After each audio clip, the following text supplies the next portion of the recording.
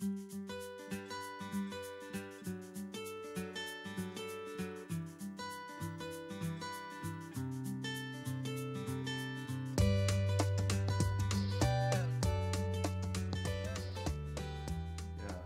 Kersey with New Design School. So we're going to talk a little bit about his background, his backstory, and then talk a little bit about what he's got going on with New Design School. Thanks. Yeah. Yeah. So David, what got you to where you are today? You're a creative guy, obviously. Yeah. So when did you first realize, hey, I kind of like this creative stuff?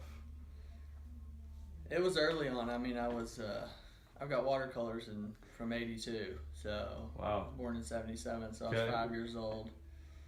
I was drawing and painting pretty much from the beginning.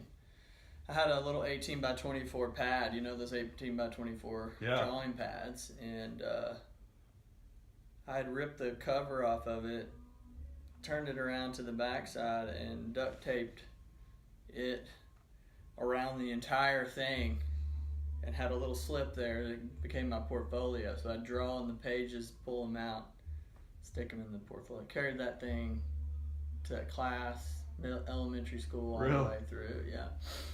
Took art classes in middle school, high school. So art was my thing, but I was also an athlete. Played soccer, football, tennis, golf.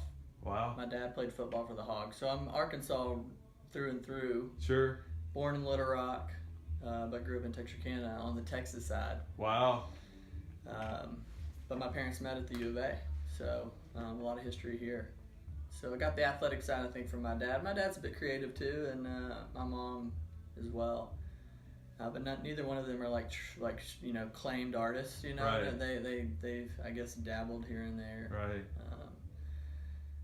But yeah, that was the drive was art and athletics, and there was a point in high school I had to kind of make a choice. What am I going to do? Am I going to play sports or am I going to be an artist? And the Savannah College of Art and Design had an athletic program and an art program, so it sort of just fit magically into what I wanted to do. So I played soccer there and continued to work on art. But when I was in high school, when I was a sophomore in high school, I got introduced to a computer. And that sort of changed my perspective and my direction a bit. And right about that time, I think Toy Story, the first one, came out. Everybody hates Jar Jar Binks, but it was the first time they had like a lot of CGI in Star Wars. And I was like, this is what I want to do. Like, I got into this 3D world and saw like so much potential as an artist. So up to that point, most of your art was paper related. Yeah. But then the computer came into your world. You saw Toy Story. You saw CGI, and said, "No, this thing's going on digital." Mm-hmm. So what was your next step? So were you at college during this time? Just to help us with the time I was frame. I was a sophomore in high school. That's right. Yeah. Mm-hmm. Yeah, I was a sophomore in high school, and it was like I had a buddy who was kind of a techie computer guy, and I was more the art guy, and we worked together. Yeah. He taught me about pulling the hardware out. We were switching RAM around. At that time, we were moving, 3 megabyte files from one computer to the other through like multiple floppy drives. I mean, it was like, to think back at that, it was crazy. I think we had a 64 megabyte hard drive that was like, 64 megabytes. Right. And it's like this big. And I liked that side too. So as an artist, I still liked the tech part. Yeah. I found that really interesting and was drawn to that too. So I wasn't like anti-technology as an artist, which when I went to SCAD, went to Savannah College of Art and Design, I had a lot of friends who were like, no way. Right. They were hating on it. Yeah. But full transparency, I was hiding a little bit. I was hiding a little bit from sort of really being an artist. Hiding behind the computer and using that as a tool to help me and to get in a group of people doing something and not fully putting my artwork out there as myself. Wow, okay. So that's the vulnerable side, but it's also, I guess, at the end of this conversation, what's led me all the way back here to where I am now. Yeah. But we'll get to that. But I fell in love with it. I was like, this is super cool. You know, Right. I wasn't totally just hiding because I did, you know, I needed to hide, but I knew that was going on, that I was running a little bit from being a traditional fine artist and trying to go be a traditional fine artist and face that challenge of quote unquote starving artists. Yeah. But I also wanted to work on movies. You know, that part was like, yeah, sure, I'd love to go try to work on movies. So I went to SCAD and got a Bachelor of Fine Arts with a specialization in computer animation. So I went through all the fine art classes and all the computer classes, and basically in the end had a VHS tape with a bunch of stuff on it that was pretty terrible. Looking back, I mean, it was okay. It wasn't bad, but it wasn't great. Right. You know, and on a VHS tape. On a VHS tape. I sent 75 VHS tapes out. Did you really mail those things across the country? Mail them across the country with my first cell phone that I'd ever gotten. Yes. It was the year 2000. Yeah. It was when I graduated from college, and I got a cell phone. Put that on my resume because I didn't know where in the country I was going to end up. Right. And I got like 3 callbacks. And one of them was in Los Angeles for a game company. And a couple were in Chicago. And so the summer after college, I went to Chicago and had some friends there. And I just stayed there for like 3 weeks and went to a couple interviews and hung out there and decided I didn't necessarily want to be in Chicago. And I got a call about an interview in LA. And I just said, I'm going to move to LA with an interview. Makes sense, right? So I packed up my Isuzu Rodeo at the time with everything I owned, and a girlfriend at the time from college, and we drove out there. And I went to that interview and didn't get that job. But I had a computer, and I had the internet, and I had the tool set to make stuff that I had learned in college. Right. And I started getting on the internet, and I started applying for freelance gigs, and I started picking up some freelance work. And it was feast or famine, for sure. Gets a gig, make a little money. And I was very fortunate in the sense that the girlfriend that I had at the time, her parents were well off, and they were going to make sure that she wasn't going to starve, and I sort of got to ride on that curtail. Not intentionally, but it was the way that worked out. Yeah, sure. I still owe a lot to that family. And that ended up not working out, and I ended up keep doing freelance, and I was fortunate enough to get hired by Sony Pictures. Previous to working at Sony Pictures, I actually got hired by this little small company run by an actor called John Voight, who's Angelina Jolie's dad, who's been in about 1 million movies. But him and this producer named Stephen Paul had this little not little, it was a pretty big-ish production company. I think I don't know what their first movie was, but Baby Geniuses, the first one, was one movie that they did that sort of did okay. Yeah.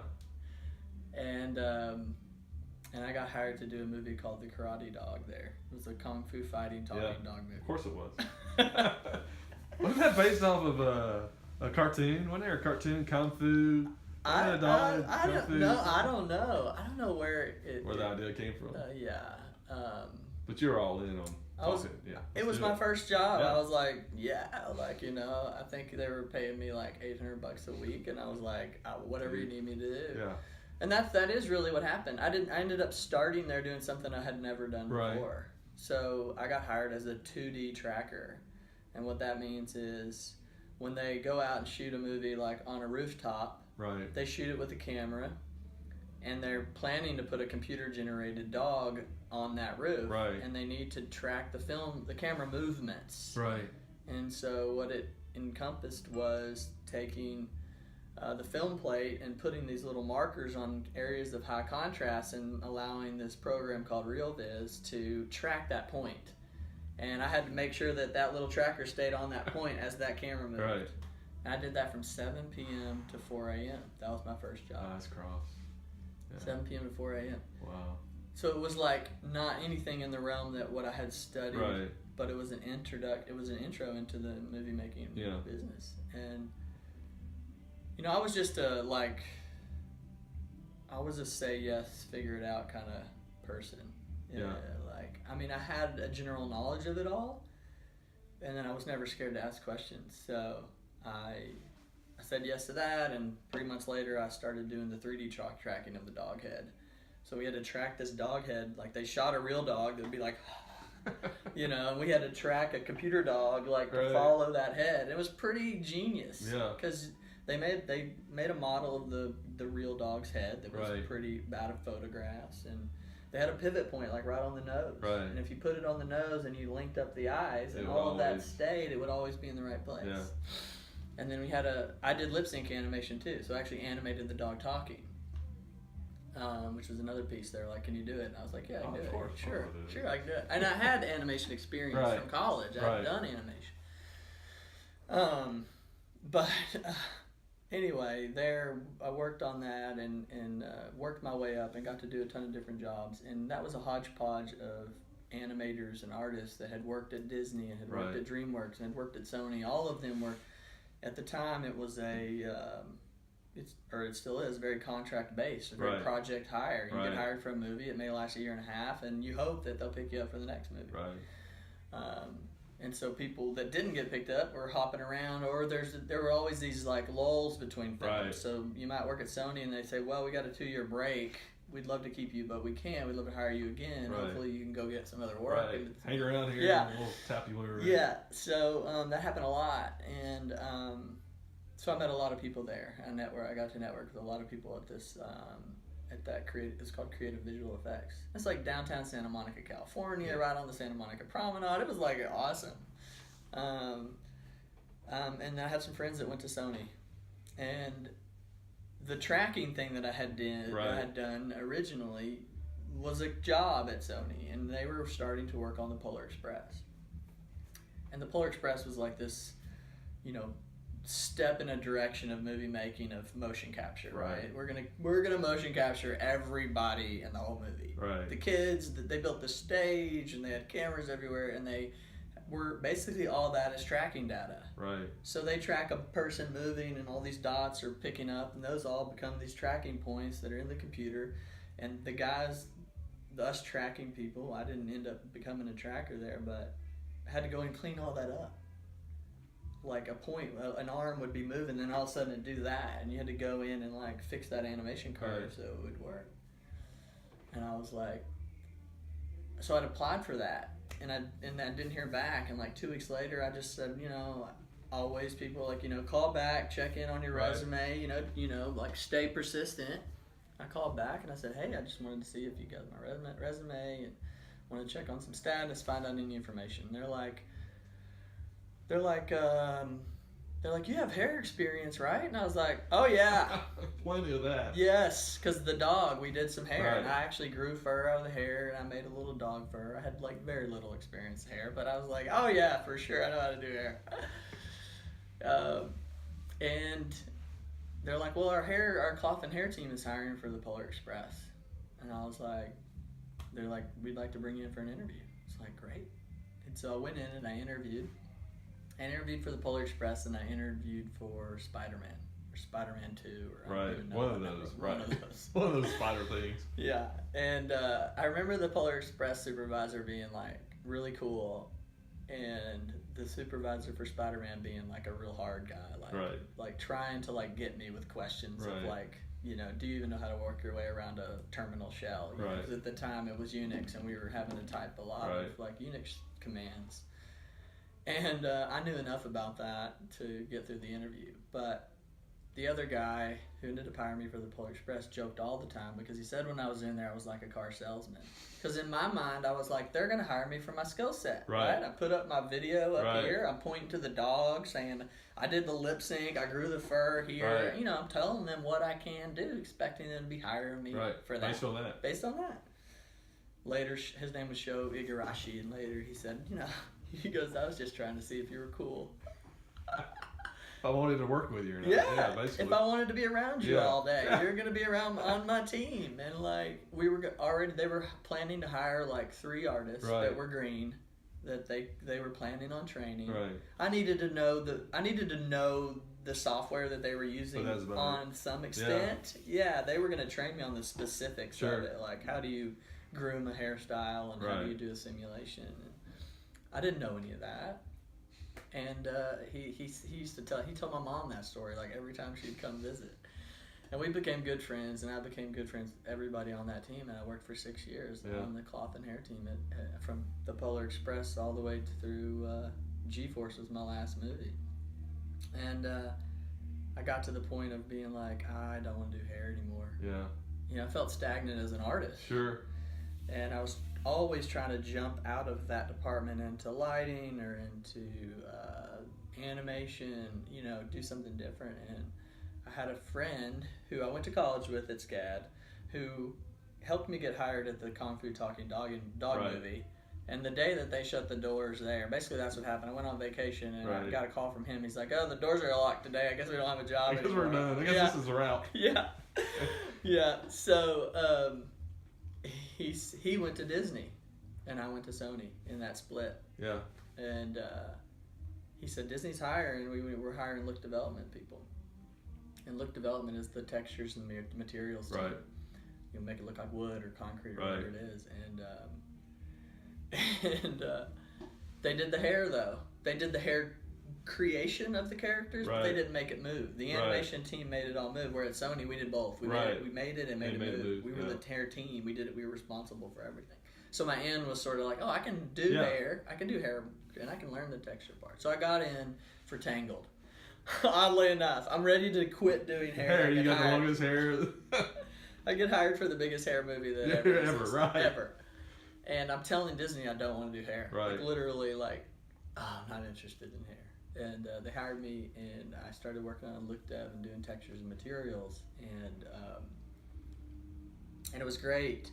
But it was one of those project hired situations. And so the look dev, in the process of things, look dev finishes, and then it goes on to animation, and then it goes on to lighting, and it's like, and there was a big gap at this point, and I got a layoff letter, you know, saying, you know, you were great, we had a great, you know, we would love to have you back, and I was like, yeah, I was like, okay, you know, kind of like bummed out, and happened to run into the hair simulation supervisor that afternoon who had tried to hire me for the hair simulation team. Right.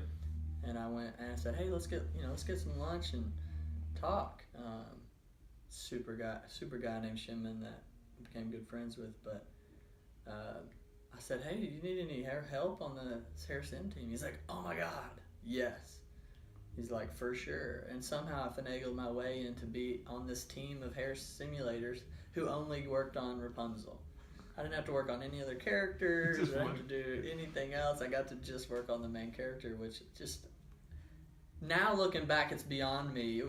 It sort of just happened. Right. It's just seemed like it was the right thing or felt right, or I didn't have to like think of, you know, just looking back, I was insanely fortunate that it just went like that, you know?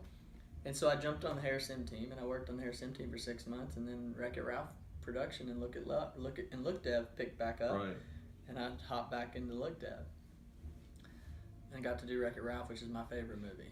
Yeah. Favorite movie to watch, favorite movie to work on. The team was amazing. Rich Moore, the director's awesome. The art director's just super cool. It was super fun, and it was definitely, I got to do a lot on that movie, and then Frozen. And Frozen was like this anomaly, at least for me. I watched it multiple times. That's good. Whatever, Sure, you know. Did you sing the song, though? Yeah, exactly right.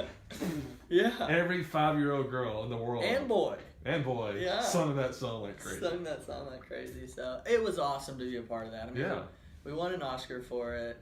First Oscar for Disney for an animated feature ever, which is like, that doesn't make sense, right? It's impossible, yeah. It's kind of because there wasn't a category until Pixar came around. But, you know, it was extremely fortunate. It was amazing. And then I worked on a couple of short films. And here I am, like, going back to, like, even, like, 2002 or 3 when I'm in LA. I remember talking to my mom saying, you know, LA's not my place. Like, I'm here for the experience. I'm here to get as much experience as I can to potentially go somewhere else at some point in time. So as early as 2003, that was already kind of on my mind. Right. And even so, when I was leaving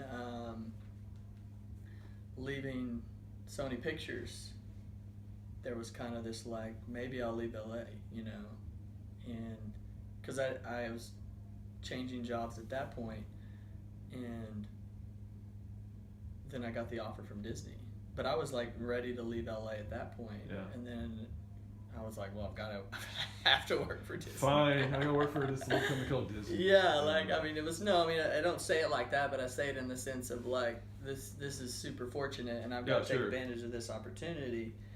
And it was just, but I was ready to leave LA at that point.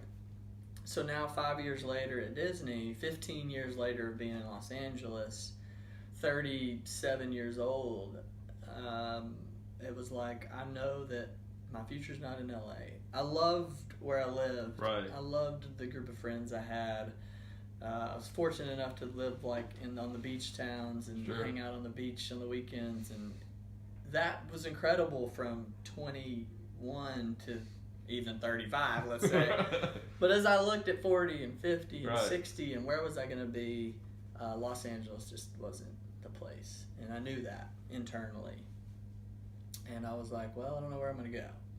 I was looking at Chicago, and I looked in Colorado, and I looked at Austin pretty hardcore, and Dallas came up, and they all seemed to be just another change, just back to another big city and another big company, and I would be doing animation, the same thing that I was doing, and I knew education was something that I was going to be a part of in some way, shape, or form. I would always felt like I was a teacher in some sense of the word, like trying to help people learn, and maybe sometimes they didn't want me to help them learn, but I would try to help do them it anyway. learn. Yeah.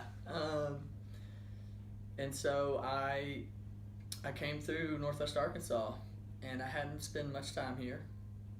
And I was actually just on a road trip. It's actually 2 years before I left Los Angeles. I drove through here, and I was like, man, I could see myself maybe living here someday. You know, like I was like, this place is cool. I really kind of got a good vibe from it and liked it. I loved the nature. And I got back to LA, and I missed that. I was like, I miss, like, Northwest Arkansas had everything that I missed. I missed seasons. I missed thunderstorms like crazy. I missed bass fishing. I missed hiking. I missed access to nature.